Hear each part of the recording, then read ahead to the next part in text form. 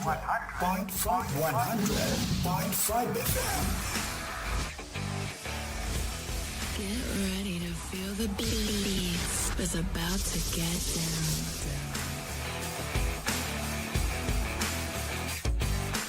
Listen up, baby. Ladies, let go of your man. You're listening to the ladies' favorite DJ. Bringing you the best in hip-hop and R&B. You're getting busy? Are you ready for something new and hot? This is 100.5 FM, your Alaga Radio.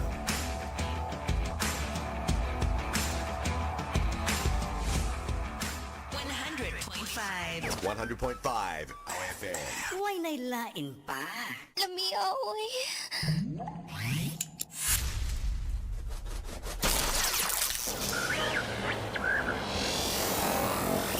This is 100.5. 100.5. 100.5.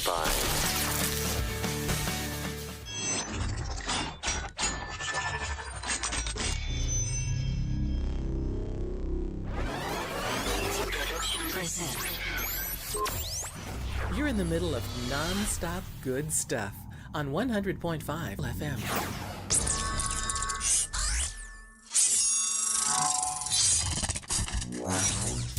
Wishing you a Merry Christmas from Music Radio Creative. RH 100.5 FM, Radyo Humbalang.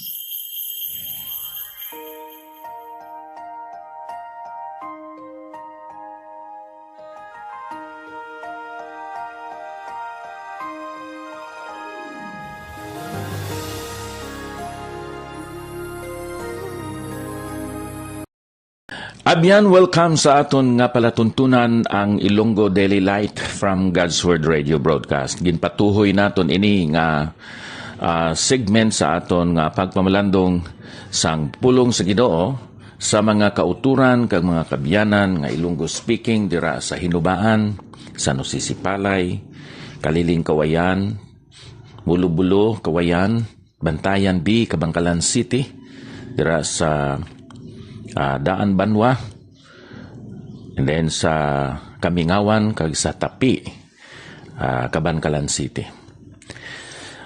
Madamo gid nga salamat sa inyo nga pagsunod sining aton nga programa. Kabayang Dios maggamit sining malipot nga pagpamalandong sang iya balaan nga pulong nanungod sa kabuhi ni Juan Marcos tungod sa pag-alagad sang isa ka tawo nga nagkabuhi suno sa kahulugan sang iya angga, sang iya nga nickname, kag siya amo si Barnabas. Subong nga background, ini si Barnabas taga Cyprus, inablang dako nga isla dira sa Mediterranean Sea nga malapit sa mainland Israel. Karon ini si Barnabas, may parinti siya nga si Juan Marcos. Isa ka pamatanon nga bata siya ni Maria. Kay madamo sa mga Maria dira sa Balaan Kasulatan. Ini nga Maria, amo ini ang tag-iya sang balay sa diin nagapangamuyo ang mga Kristiyanon sang gindakop kagin priso si Pedro. So nadumdumanan ninyo. Karon ini si Maria, may bata siya nga si Juan Marcos. Sa pagkamatod, ang iya nga ngalan amo si Juan, pero gindugangan Marcos. Kag amo ini siya ang author sa The Gospel of Mark.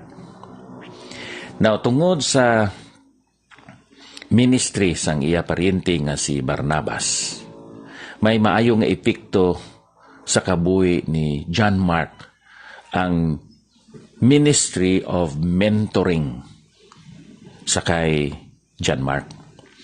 So, ari dire, siling sang Balaan Kasulatan bisan sa pagkamatuod, hindi na gusto si Pablo nga dalon si John Mark sa ilang second missionary journey, sang dito na siya sa Roma kag lapit na siya pagapatyon, amoy ni ang pangabay niya sa kay Timoteo.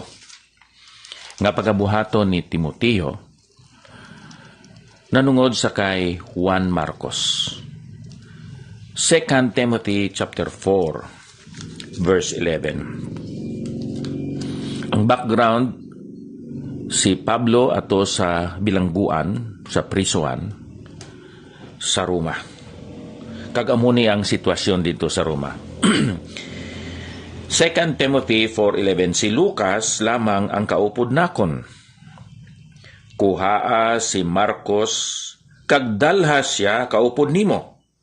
Kay mapuslanon gid siya sa pag-alagad sa akon. Dito sa second missionary journey, hindi na gusto nga si Juan Marcos dalon ni Barnabas kag ni Paul sa ila nga second missionary journey. Tungod kay ang ginhimo ni Juan Marcos kun aton usisaon dire, no? Sa Binuhatan Kapitulo 13, amo ni ang natabo.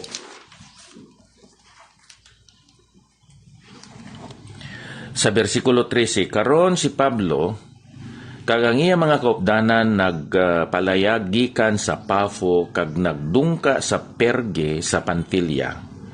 Kag si Juan, amo ni si John Mark, nagbulag sa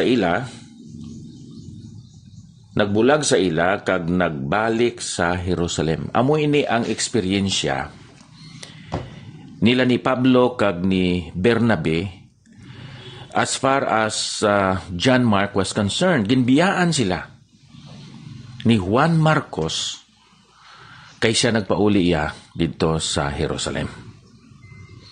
So sang second missionary journey, may konflikto, may dako nga kaawayon sa tunga ni Pablo kag ni Bernabe.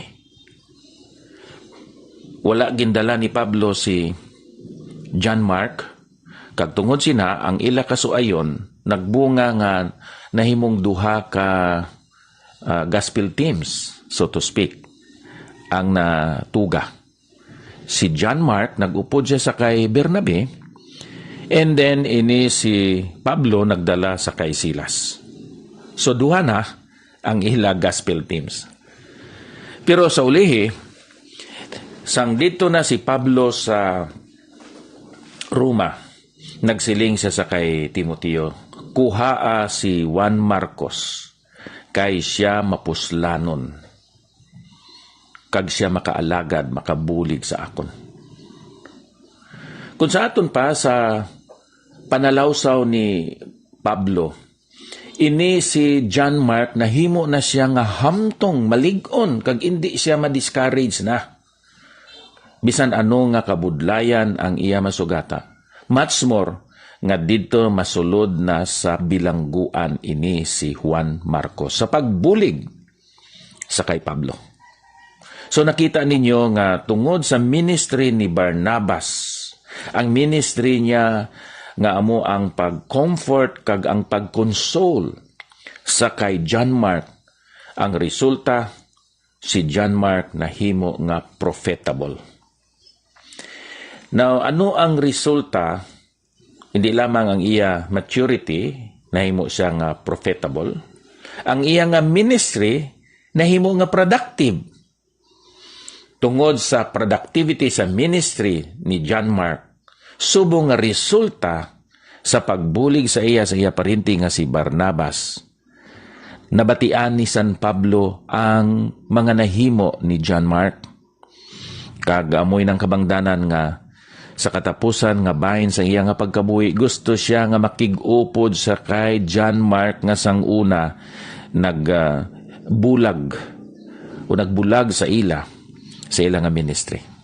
Ikatatlo, hindi lamang ang iya maturity, hindi lamang ang iya nga ministry, kundi may ginbilin siya nga message.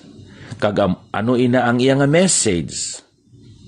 Siguro nabalaan ninyo, amoy ng the Gospel of Mark. Very concise ang ginsulat ni John Mark sa sining Gospel of Mark. Kung sa aton pa abyan, kung ikaw isa ka tawo nga ginhatagan sa Ginoo sa encouragement, comfort, and cheerfulness, kaangay ni Bernabe, ang imo nga ministry magalapad. Bisan hindi ka maayo maghambal sa pulpito, pero maayo ka mag-cheer, mag-comfort, mag-console sa individual nga mga Kristiyanon, kaangay sa kay Bernabe.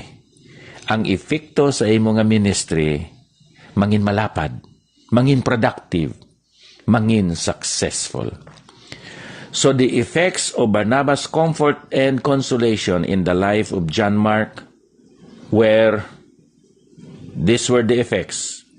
The maturity of John Mark, the ministry that was indeed productive of John Mark, and the message that he left that has been a source of comfort as well and principles for us believers in Christ Jesus.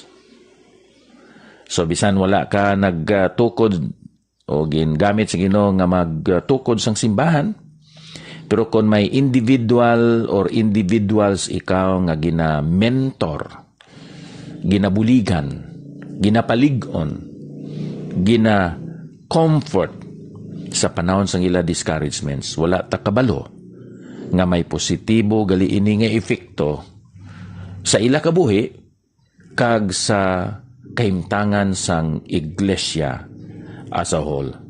Kabay pa kuntani nga may buligan ikaw nga tao karon, babae man o lalaki, nga na-discourage sa iya kabuhi kag sa buluhaton sa Ginoo.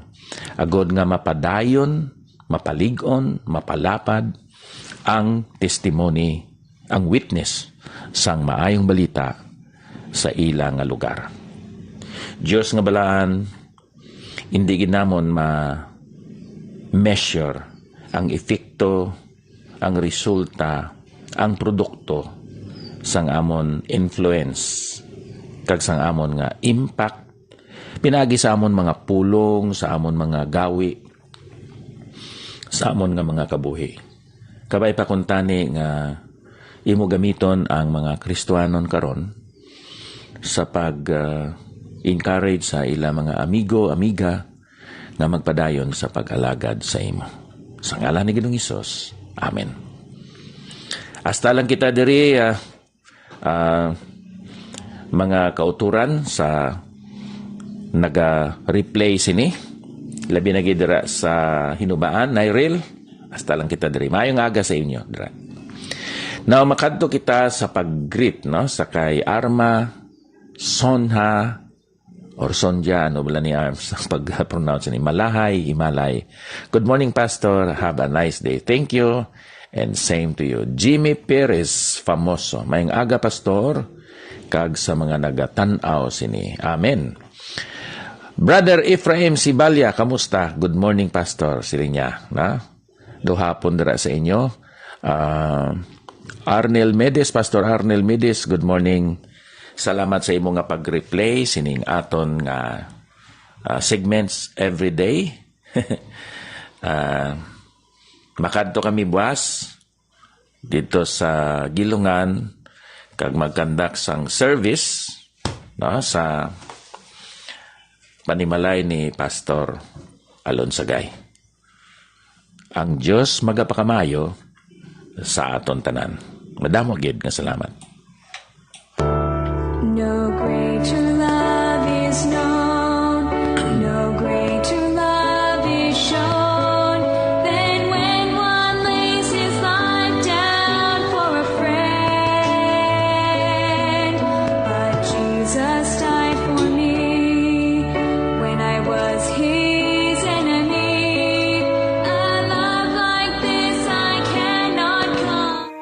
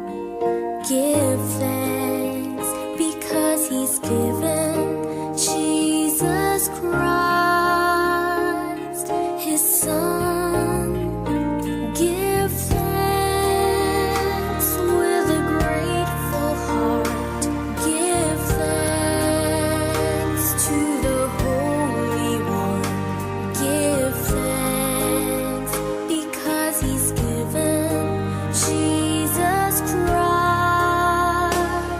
His Son.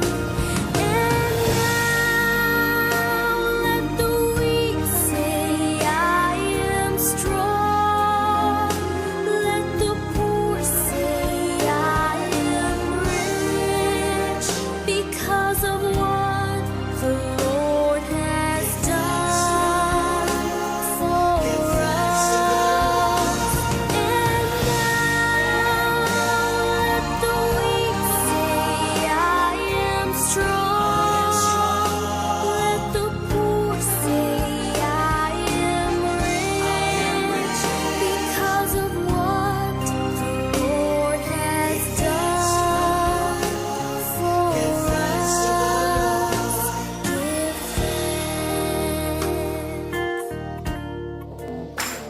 Oh man, that tune was so dope. 100.5 FM.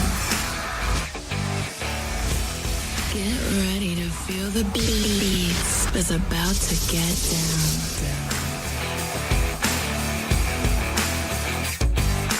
Listen up, baby. Ladies, let go of your man.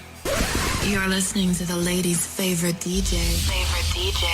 Bringing you the best in hip-hop and R&B. You're getting busy? Are you ready for something new and hot? This is 100.5 FM, your Alaga Radio.